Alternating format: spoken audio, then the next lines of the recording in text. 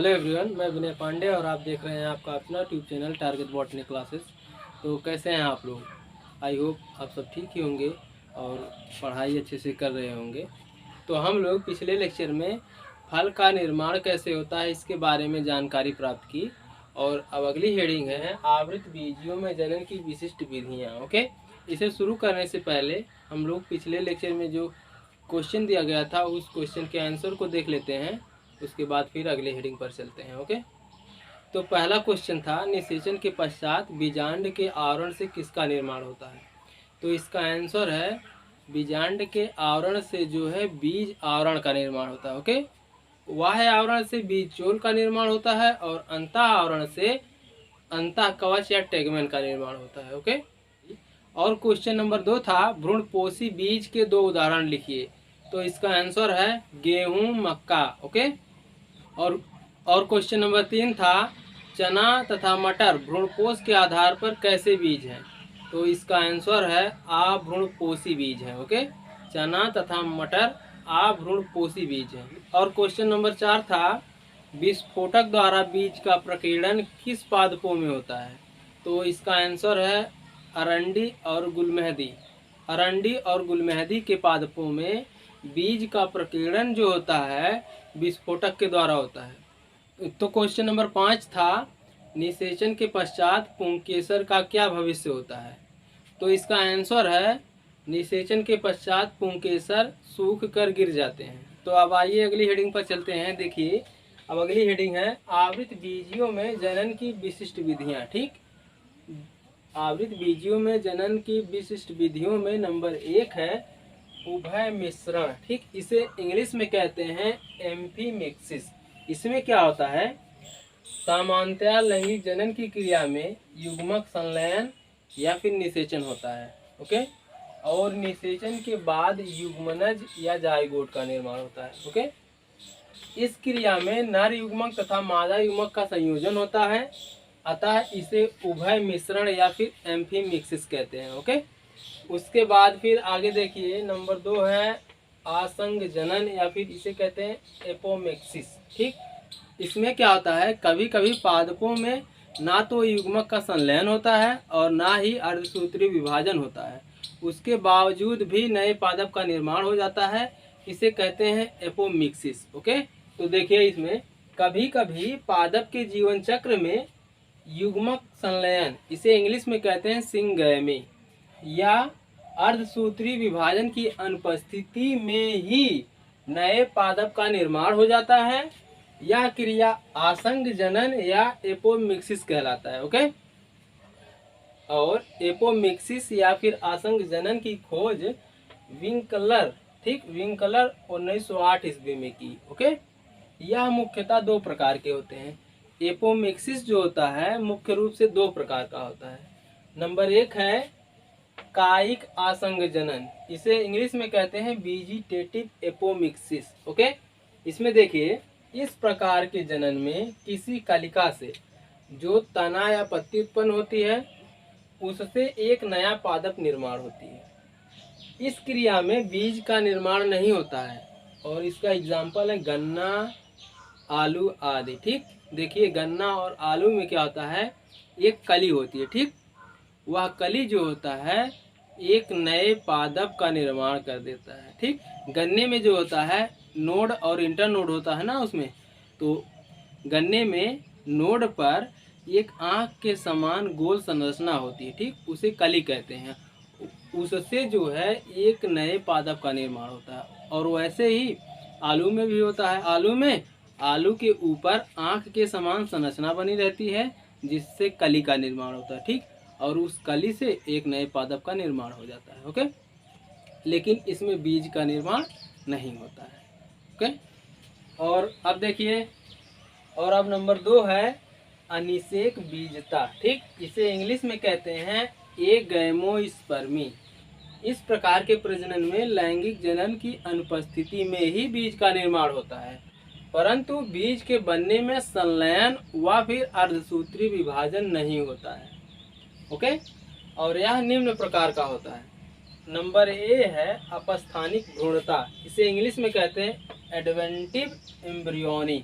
देखिए इसमें, इस प्रकार के जनन में बीजांडकाय या अध्यावरण की कुछ कोशिकाएं विभाजन एवं वृद्धि करके भ्रूण का निर्माण करती हैं, जिसकी सभी कोशिकाएं द्विगुणित होती हैं। इसका एग्जाम्पल है आम, नींबू, नागफनी आदि। ओके, अपस्थानिक भ्रूणता में बीजांड या फिर अध्यावरण की कुछ कोशिकाएं विभाजन व वृद्धि करके भ्रूण का निर्माण करती हैं, ठीक, और जिसकी सभी कोशिकाएं द्विगुणित होती हैं। ओके, एग्जाम्पल है आम, नींबू, नागफनी आदि।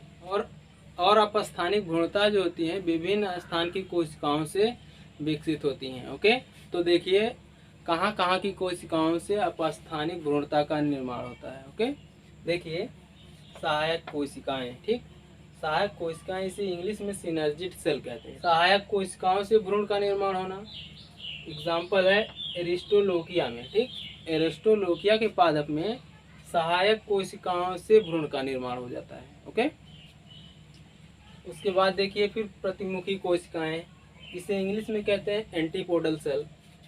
प्रतिमुखी कोशिकाओं से भ्रूण का निर्माण होना, एग्जाम्पल है अल्मस अमेरिकाना, ठीक, अल्मस अमेरिकाना में भ्रूण का निर्माण जो होता है प्रतिमुखी कोशिकाओं से हो जाता है। ओके, और फिर देखिए बीजांडकाय या अध्यावरण की किसी कोशिका से विभक्त होकर भ्रूण का निर्माण होना।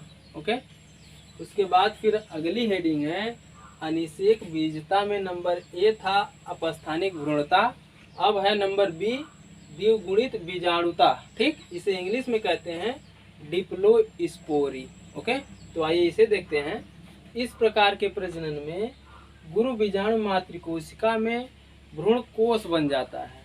इस निर्माण में यानी भ्रूण कोष के निर्माण में अर्धसूत्री विभाजन नहीं होता है। ओके, अतः सभी कोशिकाएं द्विगुणित होती हैं। द्विगुणित बीजाणुता में क्या होता है, इस प्रकार के लैंगिक जनन में गुरु बीजाणु मातृकोशिका में भ्रूण कोष का निर्माण हो जाता है। ओके, तथा भ्रूण कोष के निर्माण में अर्धसूत्री विभाजन नहीं होता है और यह द्विगुणित होते हैं। ओके, यदि इस भ्रूण कोष की अंड कोशिका से नर युग्मक के संयोजन के बिना भ्रूण का विकास हो जाता है तो वह क्रिया द्विगुणित बीजाणुता कहलाती है। ठीक, इसमें गुरु बीजाणु मातृकोशिका में भ्रूण कोष का निर्माण हो जाता है। ओके, भ्रूण कोष के निर्माण में अर्धसूत्री विभाजन नहीं होता है, अतः सभी कोशिकाएं द्विगुणित होती हैं। ओके, और यदि इस भ्रूण कोष के अंड कोशिका से नर युग्मक के संयोजन के बिना ही भ्रूण का निर्माण हो जाता है तो इसे कहते हैं द्विगुणित बीजाणुता।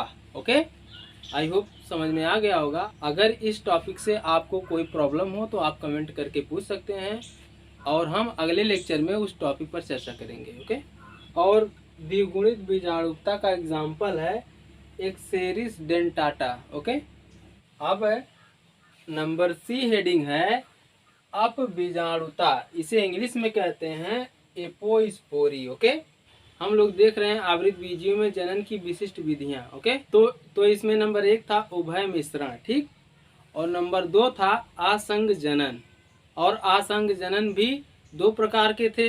नंबर 1 था कायिक आसंग जनन और नंबर 2 था अनिषेक बीजता। ठीक, वो अनिषेक बीजता भी 3 प्रकार के होते हैं। तो उसमें नंबर ए था अपस्थानिक भ्रूणता और नंबर बी था द्विगुणित बीजाणुता। ओके, नंबर सी है अपबीजाणुता। ओके, अपबीजाणुता को इंग्लिश में एपोस्पोरी कहते हैं और अपबीजाणुता की खोज जो है रोजनबर्ग ने 1907 ईस्वी में किया। ओके, इस प्रकार के जनन में बीजांडकाय की किसी कोशिका से एक भ्रूण कोष का निर्माण होता है जिसकी प्रत्येक कोशिकाएं द्विगुणित होती हैं, और यदि इस भ्रूण की अंड कोशिका में नर युग्मक के संयोजन के बिना भ्रूण का विकास हो जाए तो वह क्रिया अनिषेक जनन कहलाती है। ओके, एग्जाम्पल है इसका केपिस पार्थेनियम। अब बीजाणुता में बीजांडकाय की किसी एक कोशिका से अंड कोशिका का निर्माण हो जाता है तथा प्रत्येक कोशिकाएं द्विगुणित होती हैं। ओके, जिसकी प्रत्येक कोशिकाएं द्विगुणित होती हैं और इस भ्रूणकोश की अंड कोशिका में नर युग्मक के संयोजन के बिना भ्रूण का निर्माण अनिषेक जनन कहलाता है। ओके, और इसका एग्जाम्पल है केपिस पार्थेनियम। ओके, इसके बाद फिर आगे देखिए, अब है नंबर 3। ठीक, आवृत बीजियों में जनन की विशिष्ट विधियों में नंबर 3 है अनिषेक फलन, यानी इसे इंग्लिश में कहते हैं पार्थेनोकार्पी।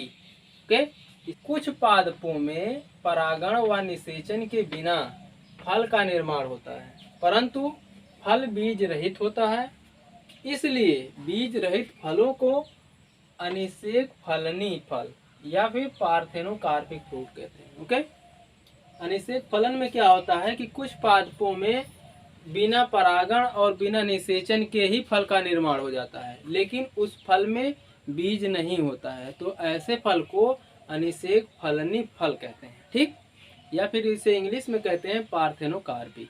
ओके, अनिषेक फलन या पार्थेनोकार्पी जो होता है 2 प्रकार का होता है। नंबर 1 है प्राकृतिक अनिषेक फलन और नंबर 2 है कृत्रिम अनिषेक फलन। ओके, देखिए प्राकृतिक अनिषेक फलन में थोड़ा सा देख लीजिए। प्राकृतिक अनिषेक फलन में जब अंडाशय से परागण तथा निषेचन के बिना और किसी विशेष उपचार के बिना बीज रहित फलों का निर्माण होता है, तो इसे कहते हैं प्राकृतिक अनिषेक फलन। ठीक, इस क्रिया में किसी रसायन द्वारा अंडाशय को परिवर्धन के लिए प्रेरित नहीं किया जाता है। ओके, इसका एग्जाम्पल है अंगूर, केला, अनानास आदि। ओके, प्रकृति में किसी पादप में बिना परागण और बिना निषेचन के स्वतः बीज रहित फल का निर्माण होता है, तो उसे कहते हैं प्राकृतिक अनिषेक फलन। ओके, अब नंबर 2 है कृत्रिम अनिषेक फलन। ठीक, या फिर इसे इंग्लिश में कहते हैं आर्टिफिशियल पार्थेनोकार्पी। ठीक, कृत्रिम अनिषेक फलन में क्या होता है, इसमें पुष्पों पर वृद्धि हार्मोन छिड़काव करने से अंडाशय से बीज रहित फल का निर्माण होता है। और उदाहरण के लिए संतरा, नींबू, तरबूज, अमरूद, टमाटर, पपीता आदि। ओके, तो सीधे कहने का मतलब है कृत्रिम अनिषेक फलन मतलब बनावटी, जो मनुष्यों के द्वारा बीज रहित फलों का निर्माण कराया जाता है, उसे कृत्रिम अनिषेक फलन कहते हैं। और जो प्रकृति में कुछ पादप बीज रहित फलों का निर्माण करते हैं, उन्हें प्राकृतिक अनिषेक फलन कहते हैं। ओके, जो मनुष्यों के द्वारा पादपों से बीज रहित फलों का निर्माण कराया जाता है, उसे कृत्रिम अनिषेक फलन कहते हैं। और जो प्रकृति में स्वतः ही बीज रहित फल का निर्माण होता है, उसे प्राकृतिक अनिषेक फलन कहते हैं। ये, और अब अगली हेडिंग है अनिषेक जनन, इसे इंग्लिश में कहते हैं पार्थेनोजेनेसिस। ओके, इसमें देख लीजिए, इस क्रिया में बिना निषेचन के मादा अंडे से भ्रूण के बनने की क्रिया अनिषेक जनन कहलाती है। इसमें बिना निषेचन के मादा अंडे से भ्रूण बनने की क्रिया अनिषेक जनन कहलाती है। ओके, जिस कोशिका में एक जोड़ी क्रोमोसोम पाया जाता है वह अगुणित कहलाता है, और जिस कोशिका में 2 जोड़ी क्रोमोसोम पाए जाते हैं उन्हें द्विगुणित या फिर डिप्लॉयड कहते हैं। ओके, इस प्रकार के अगुणित भ्रूण बंध होते हैं, बंध यानी बाँझ होते हैं, मतलब इससे संतान या फिर किसी जीव का निर्माण नहीं हो सकता। ओके, ऐसे भ्रूण निषेचन में भाग नहीं ले सकते। ओके, इसका एग्जाम्पल है आइनोथेरा, धतूरा, आलू आदि।